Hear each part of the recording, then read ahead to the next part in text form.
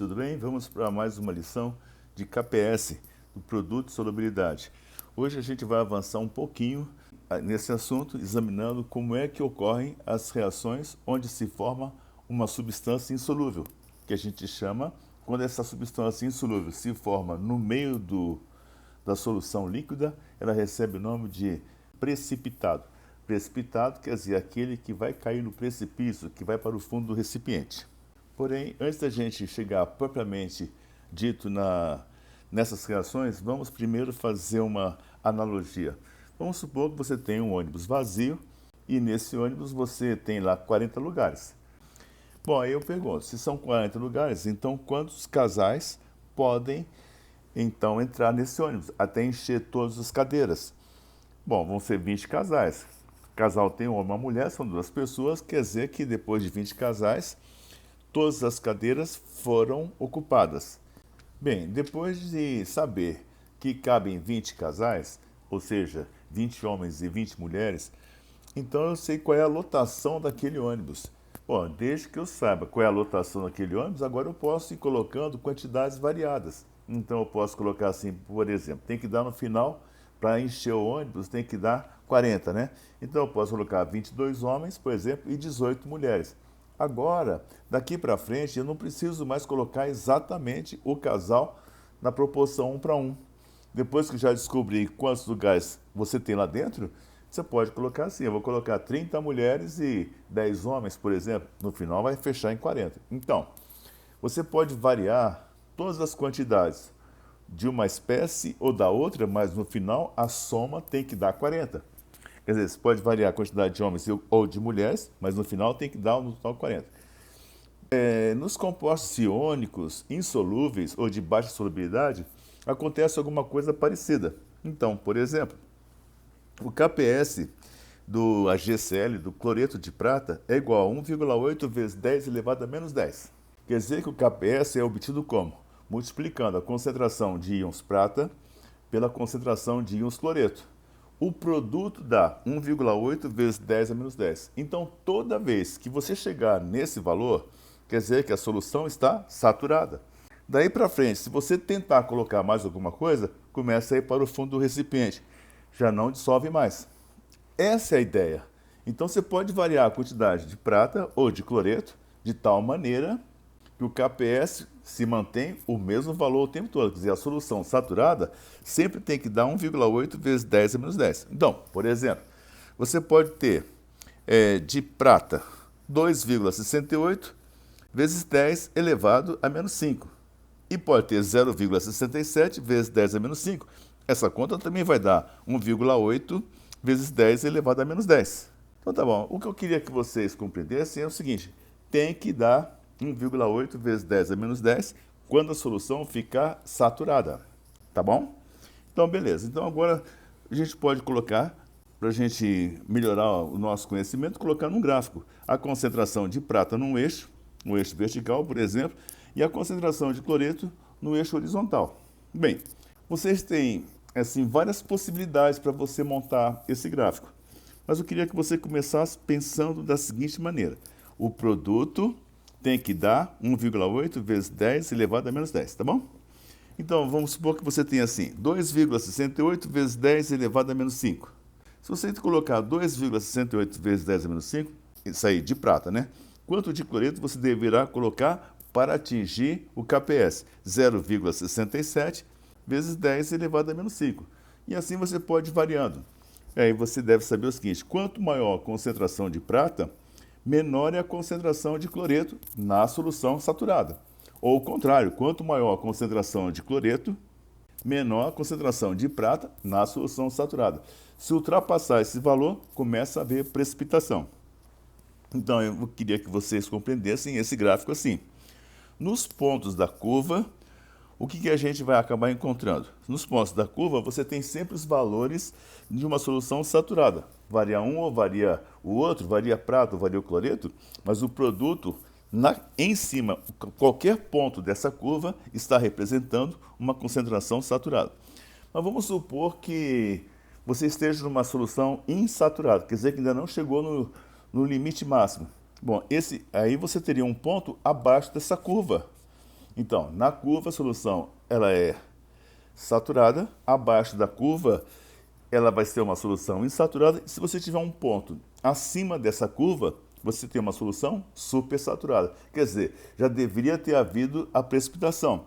Vai ocorrer a precipitação, mas aí você pode ter um momento que ainda esteja dissolvido uma quantidade maior do que aquela prevista pelo KPS.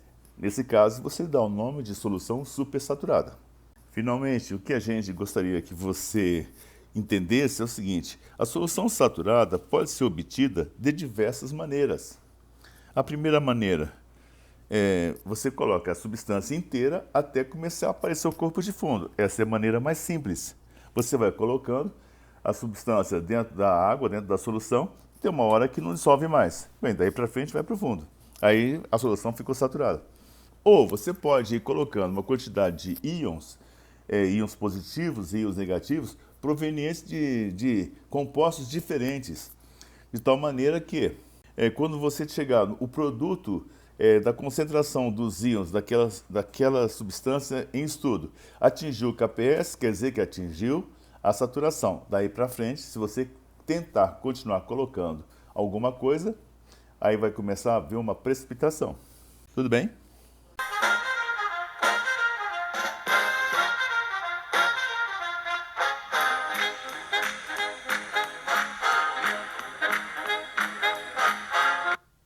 Diante do conceito de KPS, quando é que uma solução vai estar saturada? Quando o produto da concentração dos íons atingir aquele valor, o KPS. Aí está saturada. Mas se o produto der um valor abaixo do KPS, a gente chama aquele produto de produto iônico, que é apenas a aplicação da fórmula, mas veja bem que não deu o valor do KPS. Se não deu o valor do KPS, se está abaixo, quer dizer que essa solução ainda está insaturada. E se por acaso o produto iônico, ou seja, o produto da concentração dos íons positivos pelos íons negativos, elevados aos seus respectivos expoentes, se por acaso der um valor maior do que o KPS, quer dizer que então vai haver precipitação. Quando o produto iônico for maior que o KPS, começa a ocorrer a precipitação. Logicamente, vai precipitar até chegar na solução saturada. Quer dizer, tudo que for a mais vai para o fundo do recipiente. Vai permanecer dissolvido ou dissolvidos apenas aqueles íons cujo produto alcancem seja igual ao KPS. Aí, aquilo ali é uma solução saturada. Tá bom? Então, sempre você tem que ver qual é a expressão do KPS, porque os sais eles vão variando conforme as suas fórmulas. Você vai ter expoentes variados, não apenas 1 e 1, mas você pode ter variações assim, expoentes 2 e 1, 1 e 2, 2 e 3, valores diferentes. De tal maneira que você deve respeitar a fórmula da constante de equilíbrio e fazer a comparação. Se atingiu o KPS, vai haver precipitação. Se está exatamente igual ao KPS, a solução está saturada. E se der abaixo do KPS, que é chamado de produto, né? Produto iônico, esse cálculo chamado de produto iônico, se der abaixo do KPS, quer dizer que essa solução está insaturada. Vamos examinar então o exemplo 1.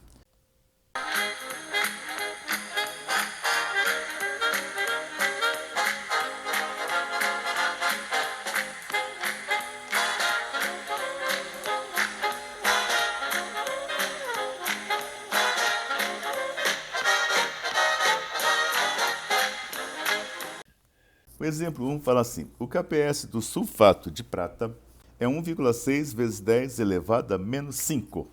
Quais soluções abaixo são saturadas ou insaturadas?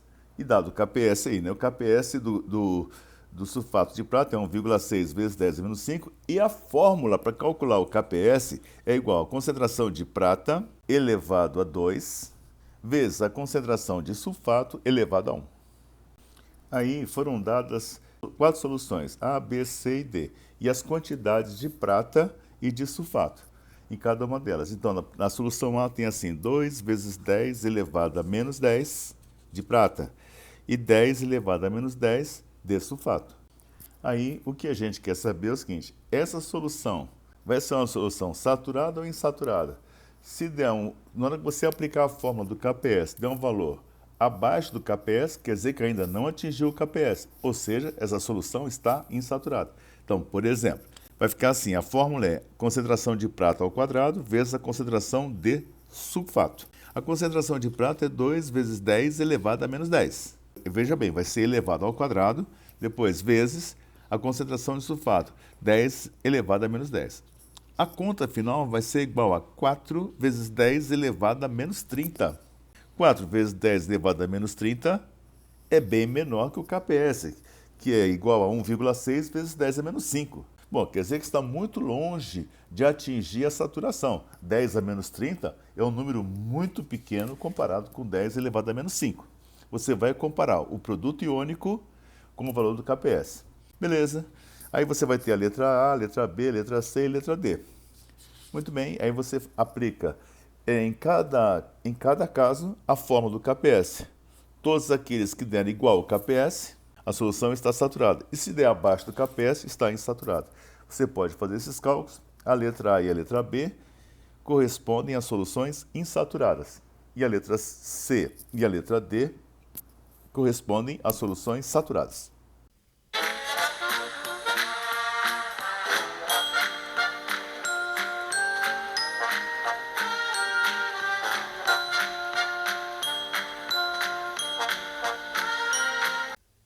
Agora vamos ver o que é uma reação de precipitação. Então vamos supor que você tenha colocado cloreto de sódio em água.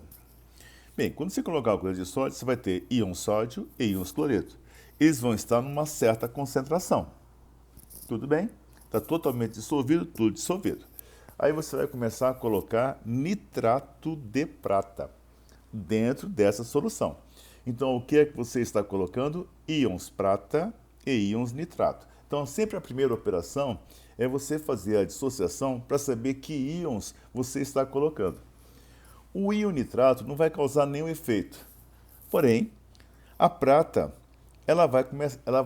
você vai colocando íons prata dentro da solução, né? Nitrato de prata. Quer dizer que você está colocando íons prata.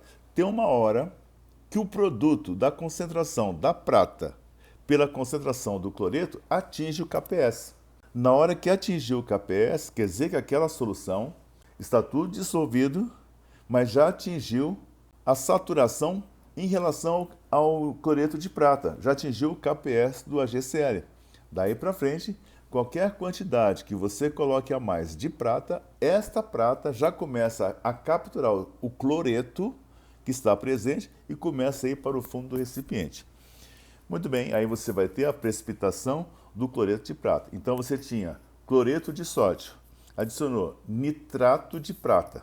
Examine os íons. Tem uma hora que a concentração de prata e a concentração de cloreto atinge o KPS. Atingiu o KPS, daí para frente, tudo que você acrescentar de prata pode começar a levar a GCl para o fundo do recipiente. Vai começar a haver a precipitação. Tudo bem? Entenderam, né?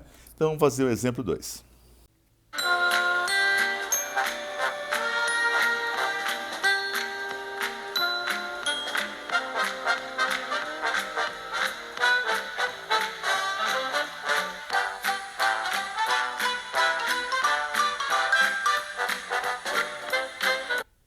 O exemplo 2 tem o seguinte texto. Reúnem-se em uma solução cloreto de sódio e nitrato de prata, obtendo-se as seguintes concentrações. Agora eu vou dizer para vocês quais são as concentrações que foram misturadas. De cloreto de sódio, a solução ficou 0,1 mol por litro. E de nitrato de prata, 0,05 mol por litro. A solução assim obtida, em relação ao AgCl formado, será uma solução saturada, insaturada, saturada com precipitação ou sem precipitação? Então a pergunta é, vai haver precipitação ou não? Então o KPS do AgCl vai ser igual a 1,8 vezes 10 a menos 10. Então vamos resolver. A primeira parte da resolução é fazer o seguinte, você colocou NaCl, certo? Ele se dissociou em sódio e cloreto. Bom, se a concentração era 0,1 molar de NaCl, então você vai ter 0,1 mol por litro de sódio e 0,1 mol por litro de cloreto. E com relação ao nitrato de prata, porque você também colocou nitrato de prata, na concentração 0,05 mol por litro. O nitrato de prata se separa em nitrato e prata, o Ag+, e o NO3 mesmo, na proporção de 1 para 1. Então vai ficar assim, se você colocou 0,05, você vai obter de prata 0,05 mol por litro de prata e de nitrato 0,05 mol por litro de nitrato. Veja bem que foi dado o KPS no texto do problema, o KPS do AgCl. Isso quer dizer que ele está preocupado com a precipitação dessa substância. Então, se atingir 1,8 vezes 10 a menos 10, quer dizer que atingiu a saturação. Se for maior do que isso, vai haver precipitação. Se for menor que isso, vai continuar uma solução insaturada. Então, eu queria que você agora observasse qual é a concentração dos íons prata e dos íons cloreto, porque você vai aplicar agora na expressão do KPS do cloreto de prata, que é a concentração de prata vezes a concentração dos íons cloreto. Quanto que eu tenho de prata? 0,05, ou 5 vezes 10 a menos 2. E quanto é que eu tenho de cloreto? 0,1, ou 10 elevado a menos 1. Na hora que você fizer essa conta, você vai encontrar 5 vezes 10 elevado a menos 3. Aí eu pergunto, vai haver precipitação ou não? Sim, vai haver, porque quanto que vale o KPS do AgCl? Não é 1,8 vezes 10 a menos 10? Se você achou 5 vezes 10 a menos 3, 10 a menos 3 é um número muito maior do que 10 a menos 10. Quer dizer que então vai haver precipitação indo para o fundo do recipiente, até que chega uma hora que já precipitou tanto que só vai restar um pouquinho de prata e um pouquinho de cloreto.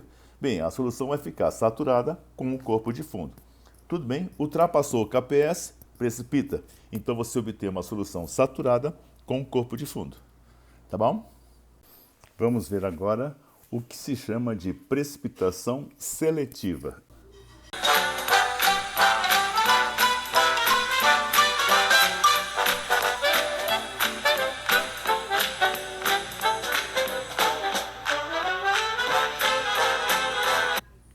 Vamos supor que você tenha, por exemplo, uma solução onde encontram-se presentes íons cloreto e íons iodetos nas seguintes concentrações molares.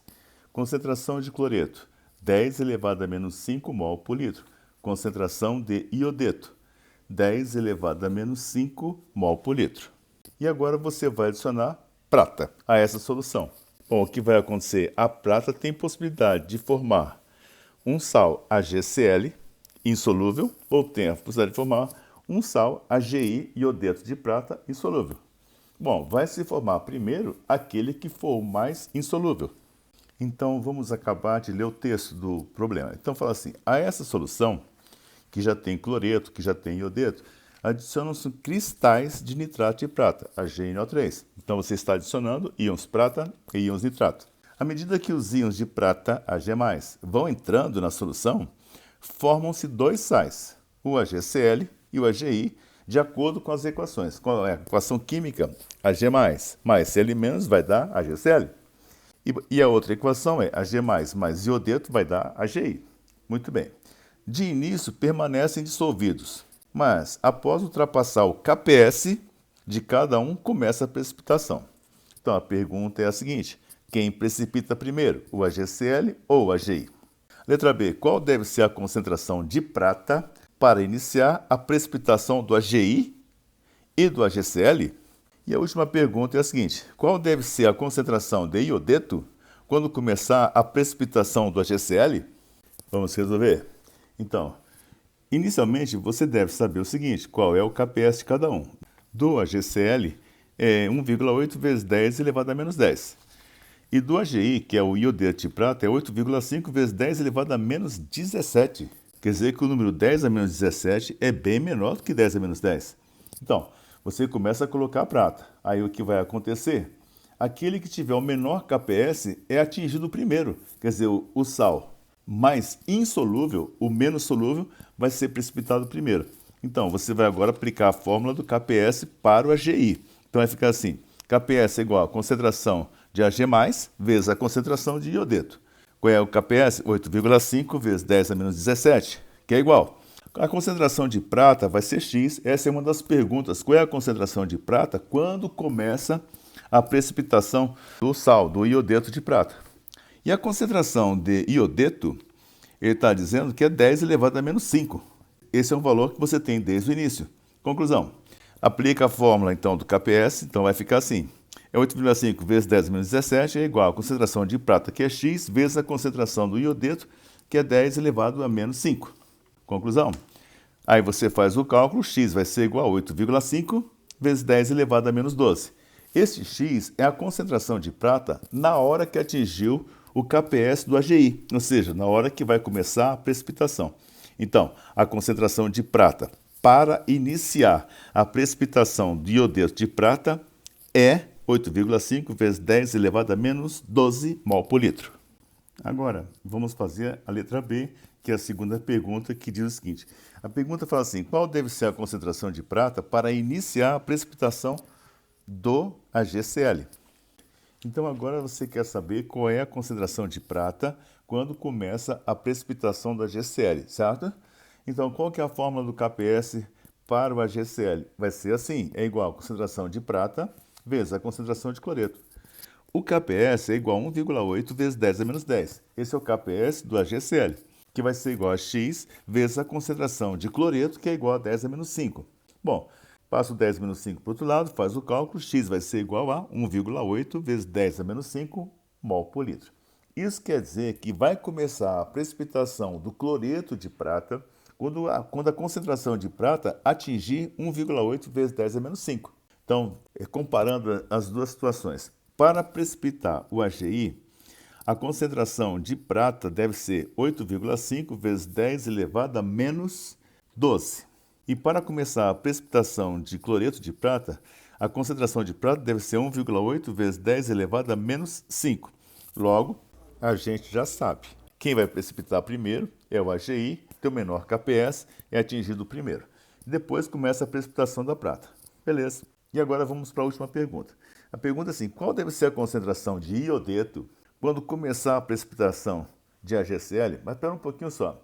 Em qual será a concentração de prata quando vai começar a precipitação do AgCl? É 1,8 vezes 10 a menos 5.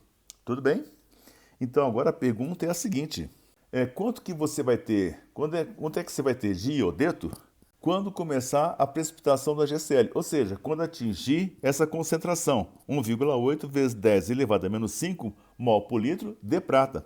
Então, vamos colocar lá, KPS do AGI é 8,5 vezes 10 elevado a menos 17, que é igual. Qual é a concentração de prata quando começar a precipitação do cloreto de prata? É 1,8 vezes 10 menos 5. E qual deve ser a precipitação do iodeto nesse momento? A concentração do iodeto, você vai passar 1,8 vezes 10 elevado a menos 5 para o outro lado, vai fazer essa continha, e a concentração de iodeto vai ser igual a 4,7 vezes 10 elevado a menos 12 mol por litro, ou molar.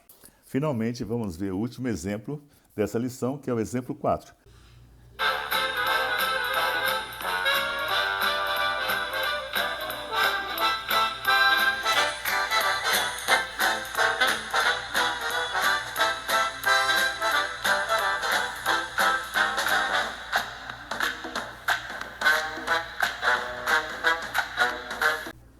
Que diz o seguinte, adicionam-se à água 2 sais bastante insolúveis, o sulfeto de zinco e o sulfeto de estanho, contendo os dois um íon comum, que é o íon sulfeto, certo? Observa-se que os dois precipitam. Determinar na solução sobrenadante, quer dizer que tanto o sulfeto de zinco vai para o fundo do recipiente, como o sulfeto de estanho vai para o fundo do recipiente. Ele quer saber o seguinte, na solução vai ficar um pouquinho de íon zinco, vai ficar um pouquinho de íons estanho e vai ficar também os íons sulfeto. Muito bem? Então, o que ele quer saber é exatamente isso. Determine na solução sobrenadante qual é a concentração de cada um desses íons. Entenderam? Então, vamos lá. Coloca o sulfeto de zinco, precipitou. Vai sobrar o quê? Vai sobrar um pouquinho de zinco e um pouquinho de sulfeto na solução. Coloca o sulfeto de estanho, precipitou. Vai sobrar um pouquinho de estanho 2+, na solução, um pouquinho de sulfeto. Qual é o KPS do sulfeto de zinco? É concentração de zinco vezes a concentração de sulfeto. Qual o KPS do sulfeto de estanho? Concentração de estanho vezes a concentração de sulfeto. Tudo bem? O KPS de cada um desses sais, você tem a fórmula deles, você poderia já estabelecer qual que seria. Mas tá bom. Porém, Vamos fazer o seguinte, vamos escrever a equação primeiro para o sulfeto de zinco. Sulfeto de zinco vai dar Zn2+, mais Sn2-. Quanto vai ficar dissolvido? Não sei, você vai colocar assim x. X vai dar x de zinco e x de sulfeto. E aí você tem o KPS. O KPS do sulfeto de zinco, ele é igual a 10 elevado a menos 26. Isso vai ser igual a x vezes x mais y. Eu estou colocando esse x mais y porque vai ter sulfeto que também vem do sulfeto de estanho, que a gente vai ver agora numa segunda equação. Sulfeto de estanho é muito insolúvel, mas um pouquinho se dissolve. Vai formar estanho 2+, mais sulfeto. Quanto que dissolveu? Y. E vai dar y de estanho e x mais y de sulfeto. Quer dizer que a quantidade de sulfeto ali presente teve origem no sulfeto de zinco e no sulfeto de estanho. Bom, quanto equivale o KPS para o sulfeto de estanho? O KPS do sulfeto de estanho é igual a 10 elevado a menos 23. Tudo bem? Isso vai ser igual à concentração de estanho, que vai ser Y, vezes a concentração de sulfeto, que vai ser X mais Y.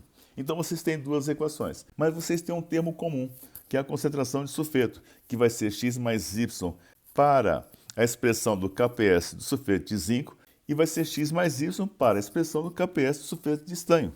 Beleza? Então você vai relacionar os dois aí, vai dar para cortar o X mais Y com o X mais Y, e aí no final você vai ter a seguinte relação.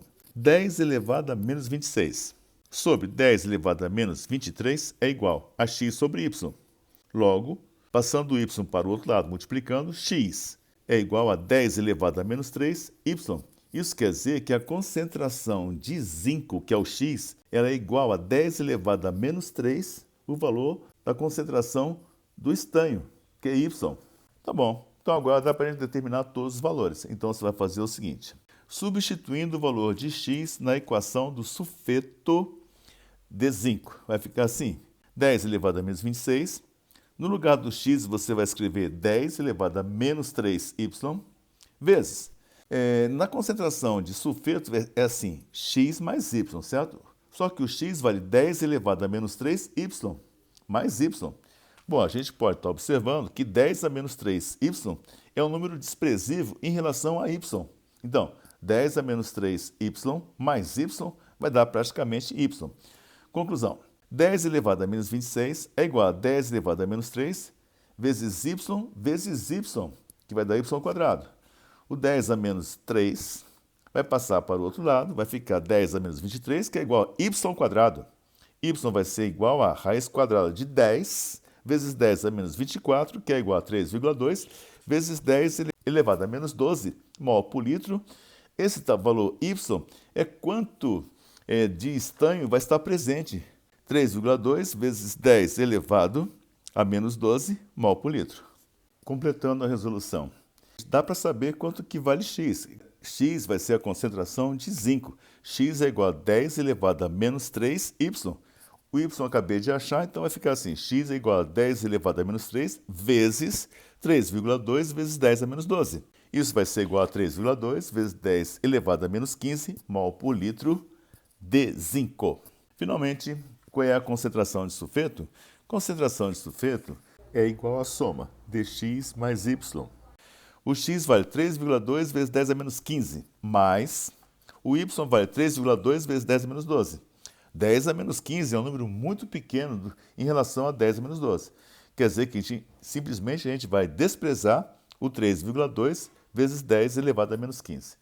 Então a resposta final, qual vai ser a concentração de sulfeto? Vai ser 3,2 vezes 10 elevado a menos 12 mol por litro. Agora chegou a hora de vocês fazerem um pouco de exercício. Bom trabalho!